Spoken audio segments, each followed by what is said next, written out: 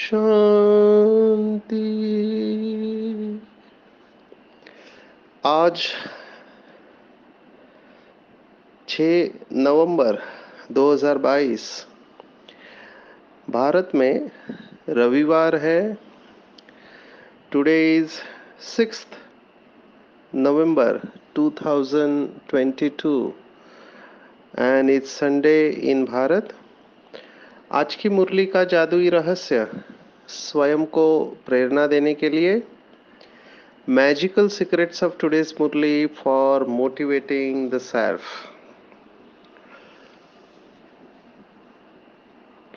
बहुत अच्छे अनुभव बाबा के बच्चे कर रहे हैं। एक एक के अनुभव सुन के ऐसे लगता है कि बाबा कैसे पालना कर रहा है बच्चों की। हर एक की सिचुएशन अलग है। ज़्यादातर हमने देखा कि माताएं अपना अनुभव शेयर करते, भाई कम शेयर करते हैं। नेचर ने दोनों का वायरिंग अलग किया हुआ है। हम अंग्रेजी में टेक्निकल भाषा में कहते हैं कि वायरिंग अलग है दोनों का ब्रेन में। तो दोनों का परिस्थिति को हैंडल करने का तरीका और दोनों के अंदर विकार अलग अलग तरीके से आते हैं। बाबा ने भी मुरली में इसके बारे में कहा है। जब हम इस वायरिंग को और अपनी स्टाइल को समझ जाएंगे कि परिस्थिति में मैं क्या करता हूँ, मेरी सोच क्या होती है और मैं परिस्थिति को किस तरह से हैंडल करता हूँ, मेरा डिफेंस मैकेनिज्म क्या है। माना परिस्थिति आने पर मैं डर जाता हूँ, दिल की धड़कन तेज होती है, या मैं सामना कर सकता हूँ, या मैं गुस्सा करता हूँ, या मैं उदास हो जाता हूँ, बात करना बंद कर देता हूँ। ये सब अलग अलग डिफेंस मैकेनिज्म है जिसको हम मनोविज्ञान में ईगो डिफेंस मैकेनिज्म कहते हैं। इसके ऊपर भी बहुत सारे एपिसोड रिकॉर्ड करने का सौभाग्य मिला। पहले भी इसके बारे में चर्चा हुई है कि व्यक्ति परिस्थिति आने पर क्या करता है। तो मैं देख रहा हूँ कि बाबा के कई बच्चे मुरली के जो पॉइंट्स है या मोटिवेशन की पॉइंट्स है, प्रेरणा की पॉइंट्स है, उसको सुनकर शक्तिशाली महसूस करते हैं। और कुछ बच्चे पॉइंट्स को रिपीट करते रहते हैं, तोते की माफिक मंत्र की तरह रिपीट करते, जैसे भक्ति मार्ग में राम राम कहते रहते हैं। और उनको लगता है कि समस्या का समाधान हो जाएगा। तो इसकी गहराई में आज हम जाने वाले हैं, क्योंकि आज की मुरली ही ऐसी है चली हुई। अव्यक्त मुरली है हमेशा की तरह। मुझे लगता है कि ये मुरली भी जेरोक्स करके रखनी चाहिए, बार बार पढ़नी चाहिए। रिवाइज डेट है 30 नवंबर है। 1992 में बाबा ने ये चलाई थी, बराबर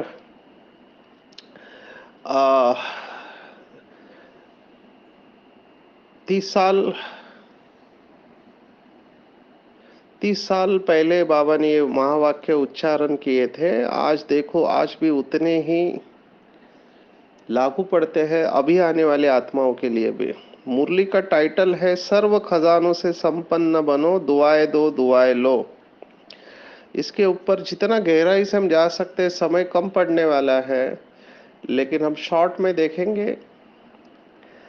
बाबा ने पूरी मुरली जो चलाई है, अगर आप उसको सार में पूछो तो जैसे लौकिक में माँ बाप अपने बच्चों को पूरी प्रॉपर्टी देते हैं, कुछ बच्चे उस प्रॉपर्टी को खा पी के खत्म कर देते हैं। कुछ बच्चे हैं खाते पीते भी है और जमा भी करते हैं, और कुछ बच्चे होते हैं जो खाते पीते भी है, जमा भी करते और बढ़ाते भी है ना। कुछ गवाते हैं, कुछ बढ़ाते हैं, कुछ जमा करके वैसे ही चलते रहते हैं। तो बाबा ने ये 3 प्रकार के बच्चे आज भी देखे।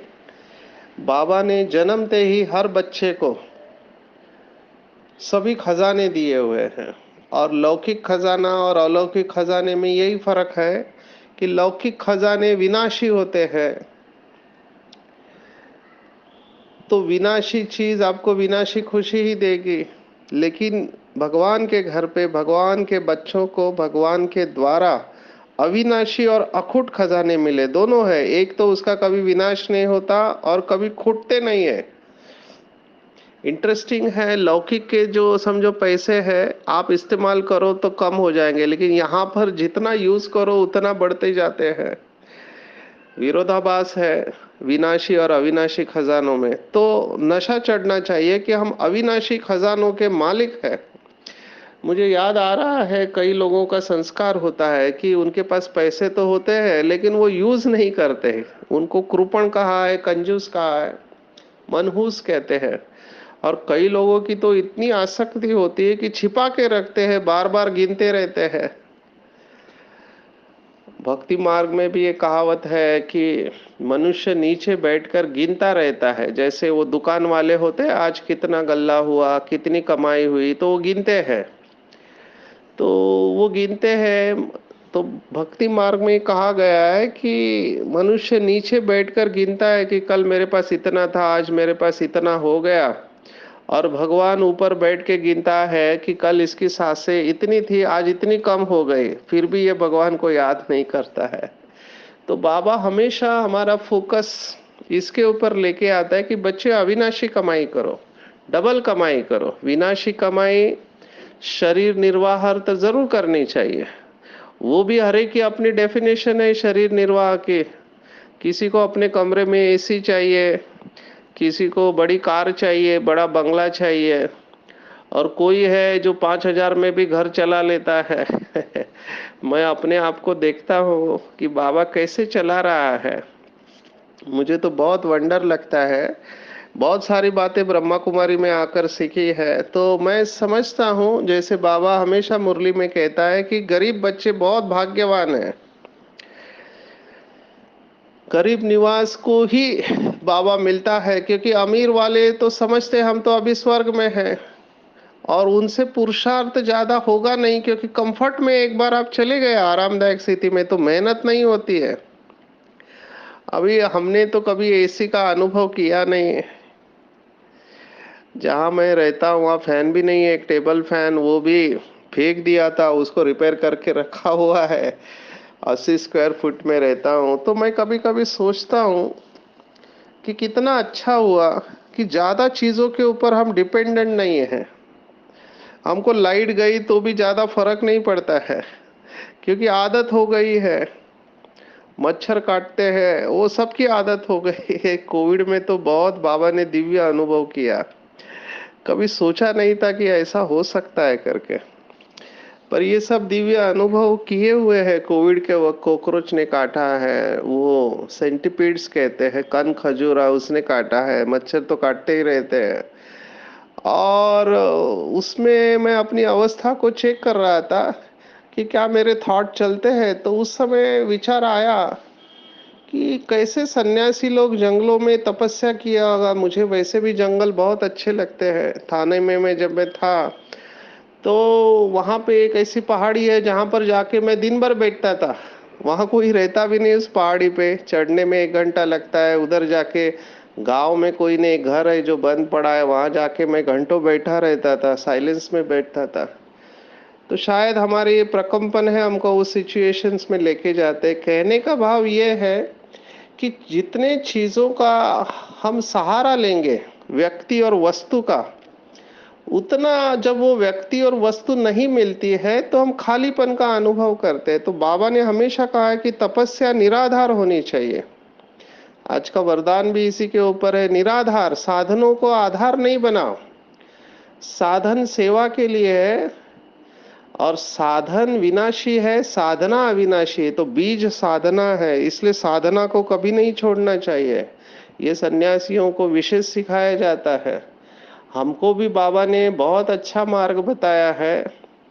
सन्यासी तो सब कुछ छोड़ देते हैं, लेकिन बाबा ने हमको यहाँ पर मिडल पाथ, मध्यम मार्ग बनाया है कि 36 प्रकार के भोजन मिले तो भी अच्छा, और सूखी दाल रोटी मिले तो भी अच्छा, दोनों में समान अवस्था चाहिए।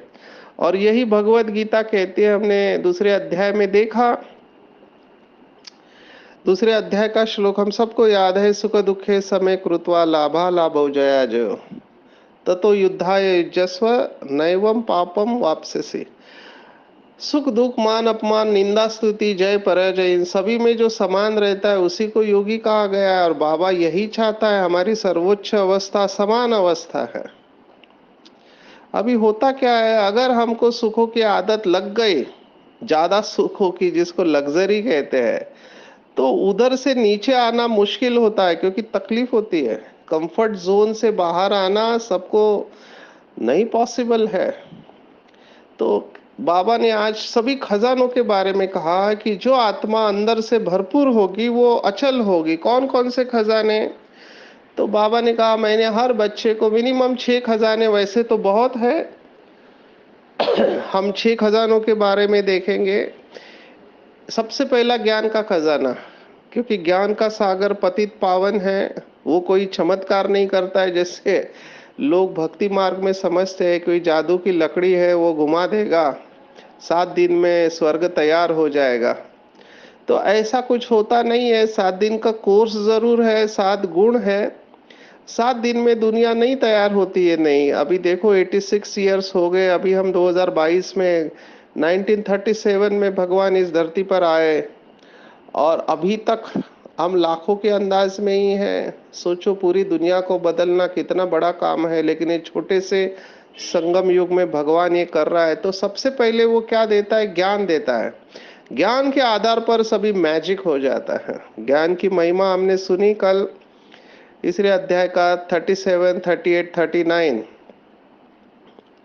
चौथे अध्याय का। तो ये हमने देखा कि वो ज्ञान के द्वारा परिवर्तन करता है, और जिसकी बुद्धि में ये ज्ञान रत्नों का खजाना है वो हमेशा भरपूर रहेगा। उसको कभी प्रश्न नहीं आएगा क्यों, क्या, कैसे, मेरे साथ ही ऐसा क्यों हो रहा है, मुझे ही ऐसा घर क्यों मिला, मुझे ऐसे माँ बाप क्यों मिले, मुझे ऐसे पति पत्नी बच्चे क्यों मिले, मुझे ऐसी सास ससुर क्यों मिले, वगैरह वगैरह। कोई भी क्या क्यों कैसे, ज्ञानी तो आत्मा को आ ही नहीं सकता है। ज्ञानी मतलब समझदार, समझदार मतलब नॉलेजफुल। सो जिसके अंदर फुल नॉलेज है वो हमेशा, बाबा ने आज का, मुक्ति और जीवन मुक्ति का अनुभव करेगा। तो चेक करना है, क्या मैं मुक्ति और जीवन मुक्ति का अनुभव कर रहा हूँ? बहुत बहुत डीप बात है। मुझे तो ये खजाना बहुत अच्छा लगता है, इसमें रममाण होना। मुक्ति की डेफिनेशन लौकिक में ये कहते हैं, देखो वो भी बहुत अच्छा बताते हैं। भक्ति मार्ग हमने पहले भी देखा, मोक्ष, मोक्ष कहते हैं वो, और मृत्यु, इसमें फर्क क्या है? दोनों में मरना होता है। तो मृत्यु माना आपकी सांसें समाप्त हो गई, लेकिन इच्छा अभी तक बाकी है, वासनाएं, तो नया जन्म लेना पड़ेगा। लेकिन मोक्ष माना सांसें अभी तक बाकी है, लेकिन इच्छाएं समाप्त हो चुकी है। मृत्यु में सांसें समाप्त हो गई, लेकिन इच्छाएं बाकी है, इसलिए जन्म लेना पड़ेगा। पुनरपि जननम पुनरपि मरणम पुनरे जठरे जननी शयनम, माना माता के गर्भ में वापिस जाना पड़ेगा। लेकिन मोक्ष माना सभी इच्छाएं पूर्ण हो चुकी है, लेकिन सांसें अभी तक बाकी है, तो शरीर होते हुए भी आप मुक्त और जीवन मुक्त अवस्था में है। तो बाबा ने कहा, चेक करना, ज्ञान की चेकिंग, कि ज्ञान के खजाने से आप भरपूर है, तो मुक्त और जीवन मुक्त का अभ्यास, अनुभव आपको अभी होगा, भविष्य में नहीं। ये भी बात मुझे बहुत अच्छी लगी।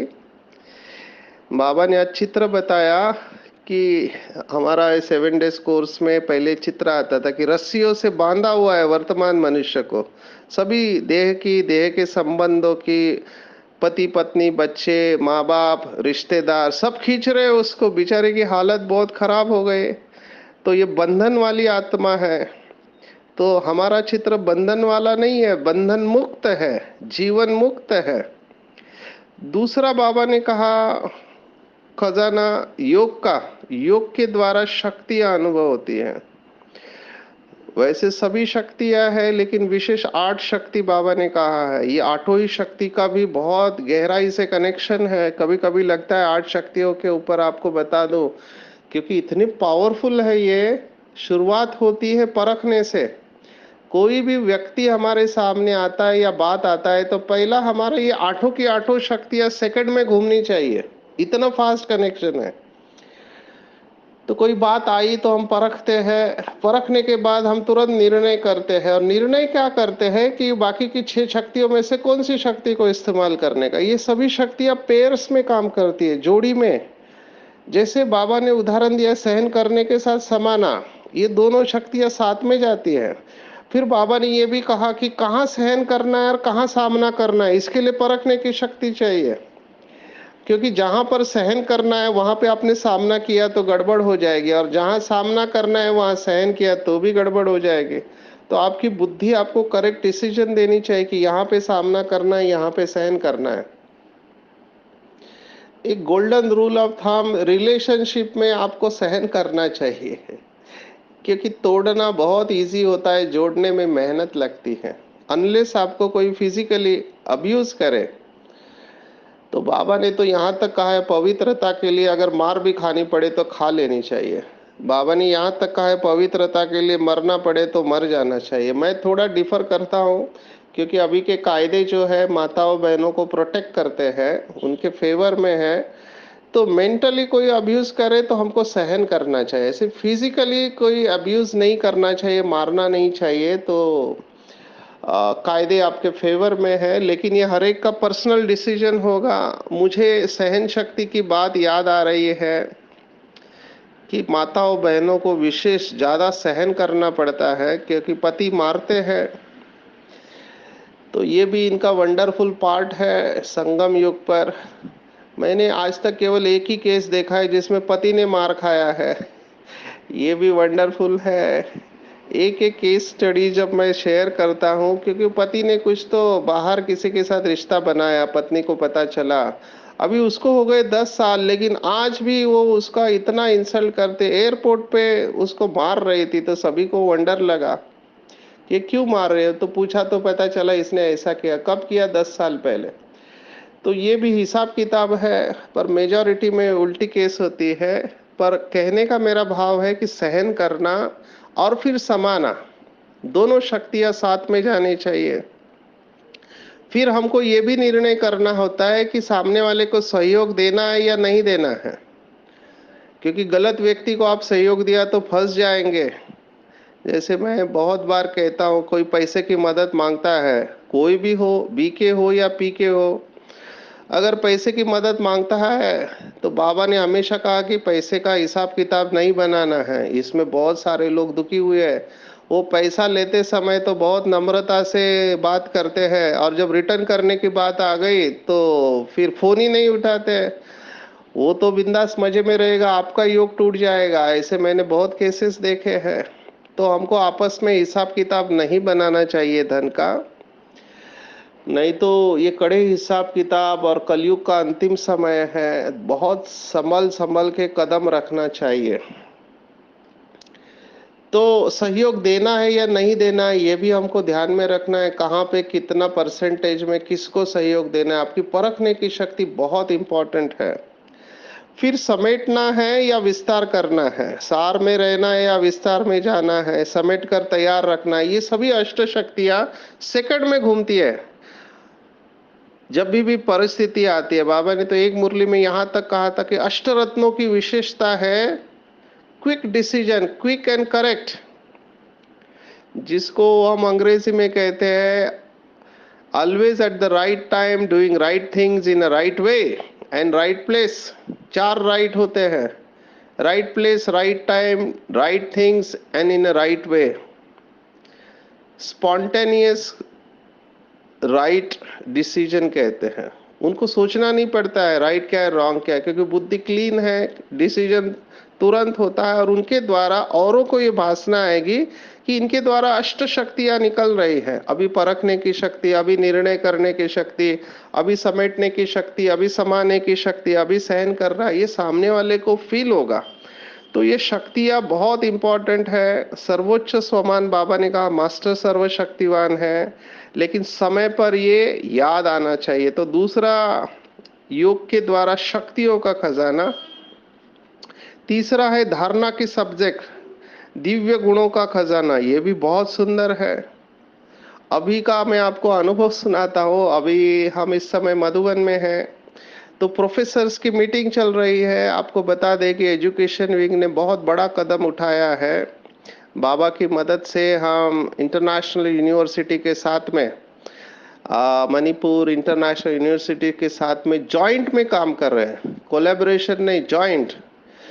तो सभी पीएचडी वाले आए हुए, तो हमारा आज सेशन चल रहा था, तो उसमें एक एक्सरसाइज थी। उसमें हमको गुणों की लिस्ट निकालनी थी। तो हमने देखा हमने 15-20 मिनट में 60-70 गुणों की लिस्ट निकाली। तो वो भी हैरान कि इतने गुण कहाँ से आए। अभी उनको क्या पता, हम तो गुणों के ऊपर चिंतन ही करते रहते हैं। तो एक एक गुण की गहराई में जाना चाहिए।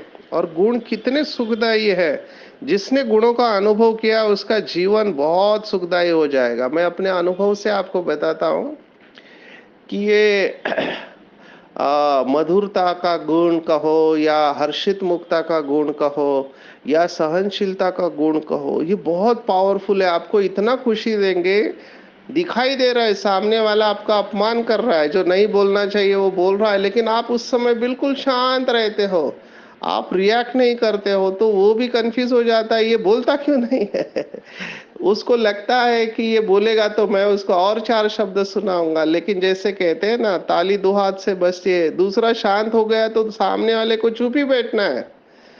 आपको लोग, हम ऐसे कहते हैं कि जानबूझकर आपको गुस्सा दिलाने की कोशिश करते हैं, लेकिन ऐसी परिस्थिति में आप शांत रहते हो, ये बहुत बड़ी उपलब्धि है।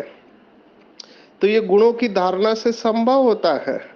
डिफिकल्ट सिचुएशन आ गई, आपकी इच्छा के अनुसार नहीं हुआ, आप उस समय परमात्मा की याद में स्थित हो जाओ।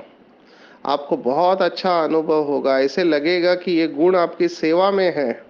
तो सर्व गुण, हर गुण की, हर शक्ति की विशेषता बहुत बड़ी है। चौथी बात, सेवा द्वारा खुशी।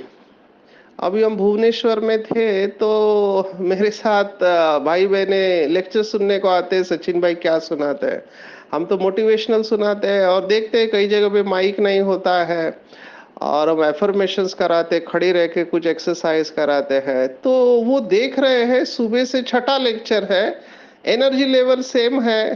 तो उनसे रहा नहीं गया, मुझे प्रश्न पूछा कि आप थकते नहीं हो क्या, क्योंकि अभी आपका छठा लेक्चर है। तो दिल से मैं भी सोचने लगा कि मैं थकता क्यों नहीं हूं। तो पता चला कि जहां कमाई होती है वहां थकावट नहीं होती है, खुशी होती है ना। क्योंकि हम देख रहे हैं कि लोग सुसाइड कर रहे हैं। अभी वो इंस्टीट्यूट में हम गए, वहां पे बच्चे सुसाइड कर रहे हैं। रहम आता है इनके ऊपर, इनके लिए हमको करना चाहिए। हमारे भाई बहन है, आत्मिक दृष्टि में भाई है, लौकिक में भाई बहन है। तो इनको शक्ति देना चाहिए, और भगवान ने हमको निमित्त बनाया है। तो मैं हमेशा सोचता हूँ कि किसी को वंचित नहीं रखा जाए। बेचारा मेरे पास आया है मदद मांगने, तो मैं उसको मदद जरूर करूंगा। उसका कल्याण हो जाए तो मुझे खुशी मिलती है। तो सेवा से ऑटोमेटिकली खुशी मिलती है, और ये अविनाशी खुशी है। इसमें बहुत दुआएं मिलती है। मुझे पता है डिप्रेशन वाला व्यक्ति क्या कर सकता है, उसकी हालत क्या होती है। कुछ कुछ सोचता नहीं है, भले आप कितने भी पढ़े लिखे हो। जब डिप्रेशन का वार होता है, कुछ अच्छा नहीं लगता है, मुंह से आवाज ही नहीं निकलती है, बस सोए रहे ऐसे लगता है। और कुछ लोगों को तो सुसाइडल थॉट्स आते हैं। ये सब ठीक होने वाले हैं। इनको अगर राइट एनर्जी मिल गई तो ये इसमें से ठीक हो सकते हैं। तो सेवा से खुशी मिलती है। उसके बाद बाबा ने कहा संबंध संपर्क। संबंध संपर्क में आते हैं तो कौन सा खजाना मिलता है, दुआओं का, जो आज की पूरी मुरली है।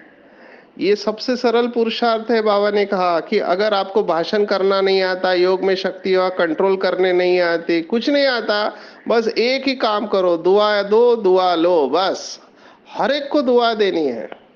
पूरी स्पिरिचुअलिटी ये 2 लाइन में पैकअप हो जाती है, दुआ दो और दुआ लो। इट्स ऑल इसेंस कि केवल दुआ देना है, आशीर्वाद देना है। मैं हमेशा इसको संस्कृत में ऐसे कहता है कि सभी वाद विवाद समाप्त करने हैं तो 2 ही वाद ध्यान में रखो, धन्यवाद और आशीर्वाद। हर बात में धन्यवाद और हर बात में आशीर्वाद देते चलो। और जो संगम युग पर लंबे समय तक दुआएं देते हैं, द्वापर में भी कलयुग में भी उनके जड़ चित्रों के द्वारा भी दुआएं प्रवाहित होती है। हमने सुना होगा फलाने मंदिर के बाहर बहुत भीड़ लगती है क्योंकि वहाँ वहाँ की देवी या देवता सभी मनोकामनाएं पूर्ण करता है। ये कौन है देवी देवता? ये पत्थर की मूर्तियां नहीं है। चैतन्य में हम बाबा के बच्चे संगम युग पर भगवान से शक्ति लेकर सभी को बांट रहे हैं। तो जो इस समय दुआएं देते रहते हैं उनके ही जड़ चित्रों के द्वारा भक्ति मार्ग में दुआएं प्रवाहित होती है। तो ये बहुत सरल है, तेज यंत्र है। बाबा ने कहा सबसे बड़ा रॉकेट होता है, रॉकेट से भी फास्ट है, जरा भी विघ्न नहीं आएगा, विघ्न प्रूफ बन जाते हैं। तो हम भी अपने जीवन में विघ्न प्रूफ बनना चाहते हैं तो दुआएं दो और दुआएं लो। समझे सामने वाला आपको बद्दुआ दे रहा है तो बाबा ने उसका भी सॉल्यूशन दिया कि जैसे गुलाब का फूल होता है, बदबू से खुशबू ले लेता है, कहाँ बदबू और कहाँ खुशबू? तो हम रचयिता है ना, तो हम भी बद्दुआ में दुआ ले। तो समझो किसी ने आपका अपमान किया तो वो कह रहा है आपको कि मैं तो परवश हूं लेकिन तुम तो सहनशीलता के अवतार हो, है ना। मेरे में तो आग लगी हुई है लेकिन तुम शांति के छींटे डालने वाले शीतला देवी हो। तो वो हमको स्वमान में स्थित करा रहा है। तो बहुत खुश रहना चाहिए। बाबा ने ये सब खजाने हमको दिए हैं। संगम का समय का खजाना भी बहुत वैल्यूएबल है। एक एक सेकंड हमको सफल करना है, एक भी सेकंड वेस्ट नहीं करना है। बहुत नशा चढ़ेगा तो ये खजाने जो दिए हैं उसको जितना सेवा में लगाएंगे और बढ़ाएंगे उतना ये बढ़ते जाएंगे। तो स्व के प्रति या अन्य के प्रति कार्य में यूज करना ही सेवा को या खजाने को बढ़ाना है। मैं ये अनुभव से आपको कह रहा हूं कि जितना हम सेवा में बाबा को ऑफर करते हैं उतना हमारी शक्तियां बढ़ते जाती है, बढ़ते जाती है।